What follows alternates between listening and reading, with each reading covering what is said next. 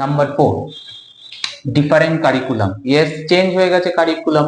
এখন ওয়েস্ট বেঙ্গল বোর্ডে দুটো সেমিস্টারে টোটালটা মানে ক্লাস 11 ক্লাস 12 কে সেমিস্টারে ব্রেকডাউন করা হয়েছে, মানে টোটাল 4টে সেমিস্টারে ব্রেকডাউন হয়েছে। Class 11 A semester 1 semester 2, class 12 A 3 and 4।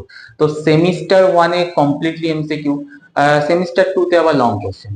ঠিক আছে, তাহলে যেটা প্রবলেম সিবিএসই আইএসসি দের সাথে তোমাদের যদি ঢুকিয়ে দেওয়া হয়, ইভেন আমিও একসময় করে এসেছি সিবিএসই আইএসসি এর সাথে ডব্লিউবি বোর্ডের ইংলিশ ভার্সনকে পড়িয়ে এসেছি, বাট এখন আমি ফিল করছি না দিস ইজ নট পসিবল।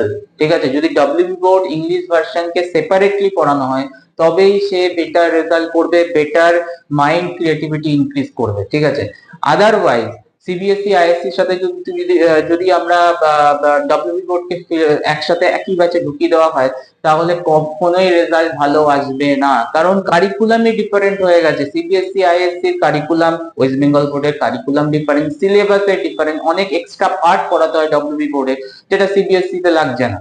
তো ডিফারেন্ট চ্যালেঞ্জের থ্রুতে যায়, বাট কি হয়, মেজরিটি টিচার যারা বেঙ্গলি ভার্সনে পড়াচ্ছে তারা তো